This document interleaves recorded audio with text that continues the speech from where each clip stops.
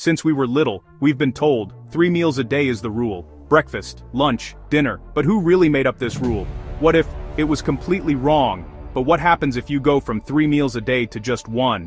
I know it might sound crazy. I can already imagine some of you thinking, but I'll starve. But what actually happens in your body if you do it might be totally different from what you imagine. Ancient biological processes, written in your DNA for thousands of years, will kick in, and some of them could literally change your health for the better. So, just 1 meal a day, or as it's called in the scientific world, the OMAD diet, 1 meal a day. It's become a huge trend. From Silicon Valley CEOs to top athletes, everyone seems to be trying it. But is it just another dangerous fad, or is there really something groundbreaking about it? Today we're diving into the pure science of the OMAD diet. No shady testimonials, no made-up miracles, just studies, facts, and what really happens to your body hour by hour, and even after several weeks. So, what exactly happens in your body when you stop eating for 23 hours?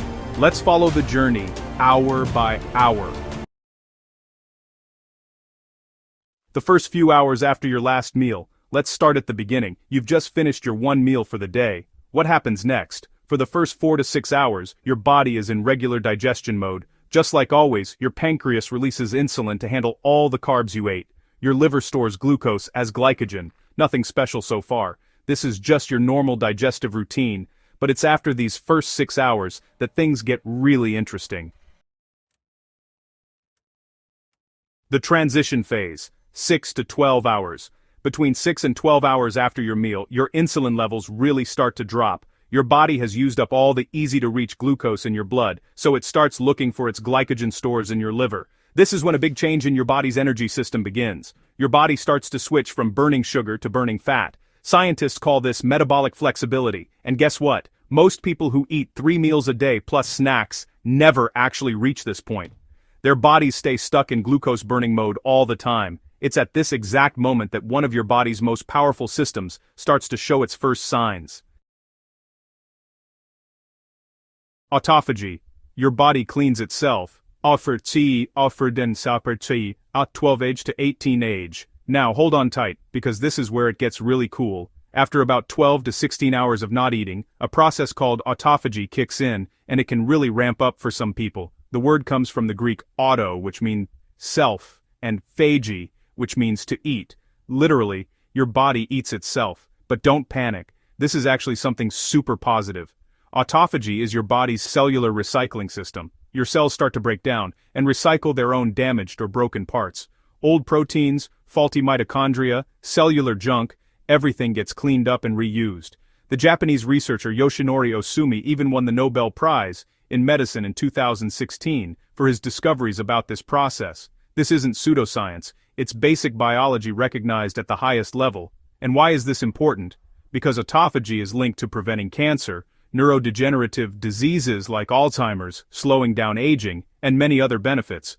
But while your body is doing this big cellular cleanup, something even more amazing is getting ready to happen. Ketosis. When your brain runs differently, 6 p.m. to 11 p.m., after 18 hours without eating, your body potentially enters ketosis. Your glycogen stores are almost used up, so your liver starts making ketones from your fat. Ketones are alternative energy molecules, and your brain loves them.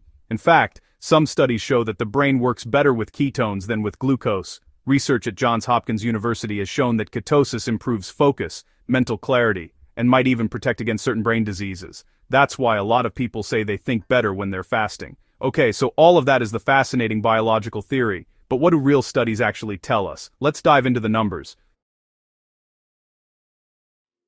Now, let's talk about some real studies. What does research really tell us about eating just 1 meal a day?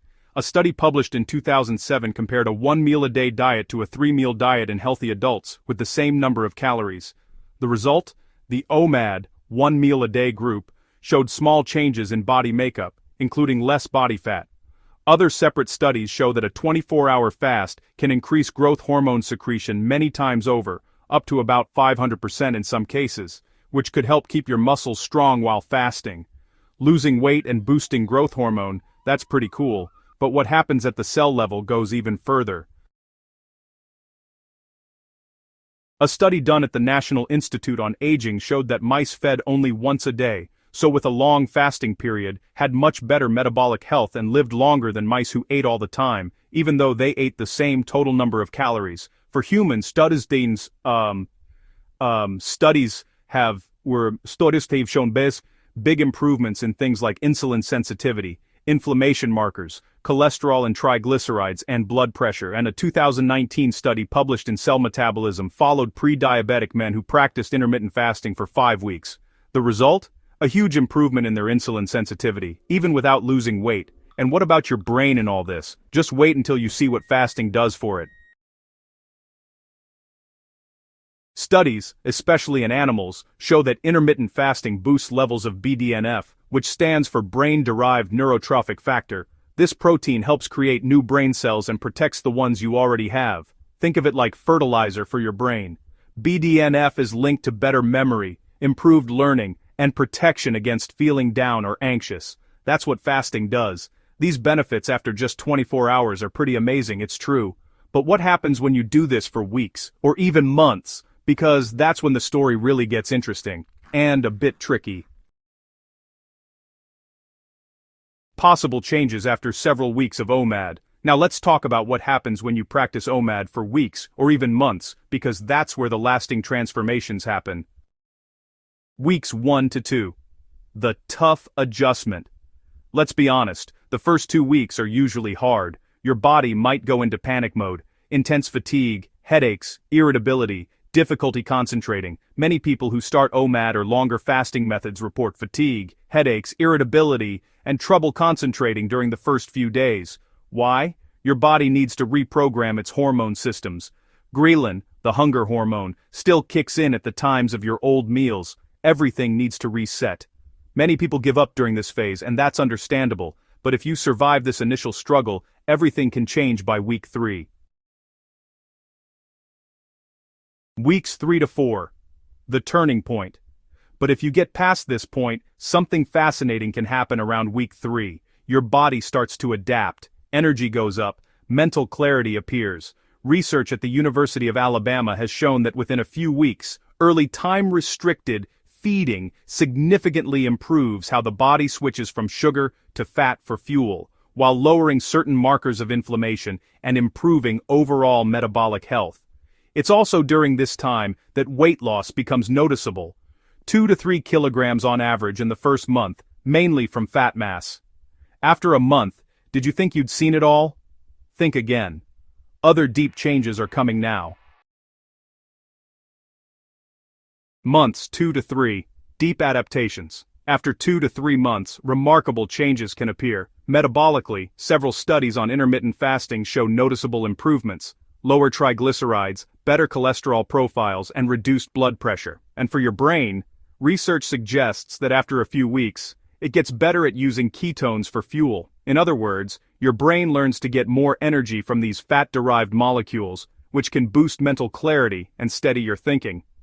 Hormonally, fasting strongly boosts growth hormone and increases BDNF production, a key protein that protects and rebuilds your brain.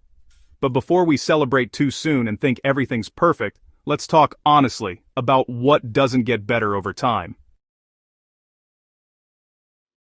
The challenges that stick around. Even after you get used to it, some problems can still be there. First, your social life can get complicated. This is the main reason people give up, even after their body has gotten used to it. Second, for women, really strict fasting can mess with your hormones, like causing irregular periods, even after doing it for several months. Studies show this is a real risk and you should take it seriously, especially if you don't have a doctor watching over you.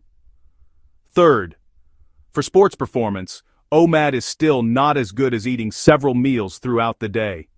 Even after several months, your recovery and strength are usually not as good as when you eat multiple meals, because your body uses protein and energy better when you spread it out over the day. Even after 3 months, performance is still lower compared to eating meals spread out. Fourth, the risk of not getting enough nutrients is still high with OMAD. Lots of studies show that many people who do OMAD for a long time don't get enough of several important vitamins and minerals, even if they plan their one meal really carefully. But this change comes at a cost that few are willing to pay in the long run. Hold on, Before you dive headfirst into this adventure, we need to talk seriously about the real dangers, because they exist, and they are far from harmless. The real dangers. Now let's be clear, eating just one meal a day is not a magic fix for everyone, definitely not, and there are real risks we absolutely need to talk about, so try to get all your nutritional needs in just one meal, all your minerals, all your vitamins, all your fiber, your protein, your essential fats, all at once. That's incredibly hard, honestly. Most people who do OMAD without planning end up with calcium deficiencies, iron, magnesium, B12 and D vitamins, and also fiber. But you see, deficiencies aren't the only problem here. There's something much sneakier hiding behind OMAD. Eating disorders. Here's something to clarify. OMAD can, for some people, trigger or worsen eating disorders. When you only eat once a day, that single meal can quickly become an obsession. Some people develop food binges, eating massive amounts all at once, then feeling guilty right after. Psychologists who specialize in eating disorders really warn that if you have a history of bulimia, anorexia, or a complicated relationship with food, OMAD can be frankly dangerous. And for women in particular, there's a specific danger that we really don't talk about enough. And here's something really important. Women react differently to long fasting than men do. Studies have shown that extreme fasting can mess with the HPO axis in women. In simple terms, it can totally mess up your period cycle and how your body makes sex hormones. A study from 2005 in obesity showed that women didn't do as well as men on strict intermittent fasting. Their blood sugar control got worse, and signs of physical stress showed up. For women who are pregnant, breastfeeding, or trying to get pregnant, OMAD is just not recommended. Period. If you're an athlete or you work out regularly, listen closely to what's next.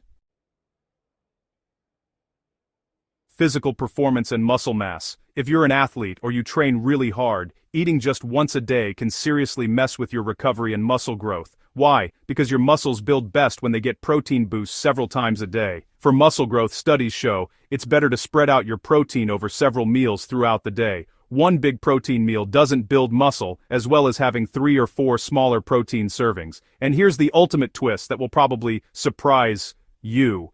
Ironically, eating too little for too long can actually slow down your metabolism. Your body isn't dumb. If you constantly starve it, it adapts by using less energy. So with all that in mind, the question becomes, is this for you? Let's get clear on that. So, who should think about OMAD, and who should definitely stay away from it? Okay, the types of people who might do well with OMAD are, for example, healthy adults who are at a good weight, with no past eating problems, who want to make their body work better with food or think more clearly. Also, people who have trouble with insulin or are close to getting diabetes, but only with a doctor watching them closely. Fasting can actually make your body use insulin much better. And then, there are people with really busy schedules who find it, a bit surprisingly, easier to plan one good meal instead of trying to make 3 not-so-good meals work. Now honestly, let's talk about who should run away from OMAD as fast as they can. Profiles who should absolutely avoid it. Children and growing teenagers, that's a no-go. Pregnant or breastfeeding women, also no. People with a history of eating disorders, you should definitely steer clear. Type 1 diabetics, and people with chronic illnesses without medical advice. Similarly, it's best not to try it. And of course, high-level athletes or people trying to gain muscle mass, this isn't for you. If after everything I've just said, you still want to give it a try, here are the non-negotiable rules to avoid harming your health. How to do it smartly, if you do it. If after all that you still want to try OMAD, here's how to do it in the safest and most effective way possible. Rule number 1. Nutrient density is king. Your single meal needs to be rich and complete. Quality proteins, healthy fats, carbs complex, plenty of fiber, and a variety of colors for micronutrients. The goal is to meet all your needs in one plate, which requires real planning. Think about meat, fish, eggs, legumes. Then, healthy fats. Avocados, nuts, olive oil, fatty fish. Fats help you absorb fat-soluble vitamins. For complex carbs, go for sweet potatoes, brown rice, quinoa. No refined junk. For fiber, eat as many vegetables as you want. You should aim for at least 25 to 30 grams of fiber. Finally, micronutrients. Think rainbow on your plate. Different colors mean different phytonutrients. Rule number 2. Strategic timing. So, most studies suggest that eating your one meal earlier in the day, like at lunchtime rather than in the evening, is definitely better for your body's internal clock and how your body handles sugar. In fact, a study from 2019 in Cell Metabolism showed that eating your meals earlier in the day, within an 8-hour window, makes your body better at handling sugar and improves your overall metabolism, much more than eating late at night. Rule number 3, hydration and electrolytes. During your 23 hours of fasting, you must stay hydrated. Water, unsweetened tea, black coffee, but in moderation, okay? And most importantly, don't forget your electrolytes, sodium, potassium, magnesium. Fasting actually makes you lose more of these minerals. Rule number 4. Go slow. Don't jump from 3 meals a day to 1 meal a day overnight. Start with 16-8, 16 hours fasting, 8 hours to eat, then 18-6, then 24, before you even think about OMAD. Give your body time to get used to it. Rule number 5. Really listen to your body. If you're always tired, grumpy, dizzy, have constant headaches, or your performance drops, stop. It's not about willpower. It's about how your body works. Some bodies adapt to OMAD, others don't. And honestly, it's not a moral judgment.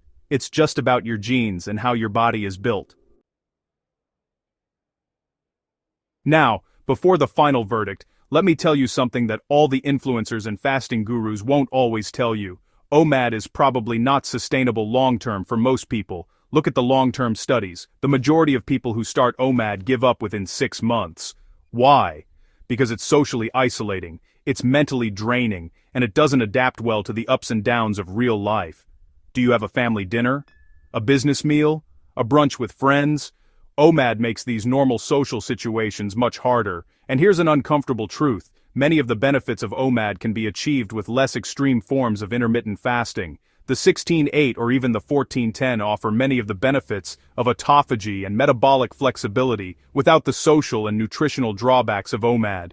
Let's go back to the beginning with the real question. Is eating just 1 meal a day a good idea? The honest answer, scientifically speaking, is, it totally depends on you. OMAD kicks off some really cool biological processes, autophagy, ketosis, better insulin sensitivity, and an increase in growth hormone. These things are real and well documented, but it also comes with some big risks: not getting enough nutrients, messing with your hormones, especially for women, social problems, and the chance of developing eating disorders. Here's what I've concluded based on what science tells us right now. If you're a healthy adult with no metabolic or mental health issues, and you want to try OMAD for a short time, a few weeks to a few months, with a meal that's packed with nutrients and well planned, it can be a useful tool.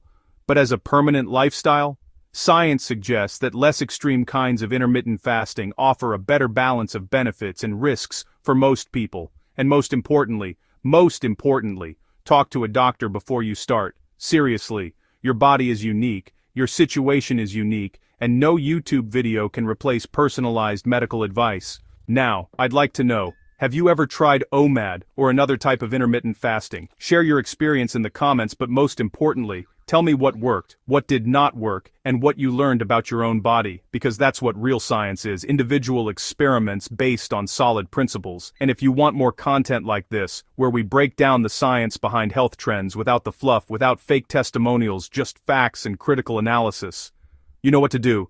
Subscribe and turn on notifications. Hey, just a quick but super important warning. Everything in this video is just for your information and to help you learn. It's not meant to be personal medical, nutrition, or professional advice. Before you try any diet, like OMAD, which stands for 1 meal a day, or any other type of intermittent fasting, please talk to your doctor or a qualified health professional. Everyone's body is different. What works for some people could actually be harmful for others, especially for pregnant women, people with long-term health issues, teenagers, or anyone who has had eating disorders in the past. This video can't take the place of a doctor's visit. You are in charge of the choices you make about your health and what you eat. I'll see you soon, and most importantly, take care of yourself smartly.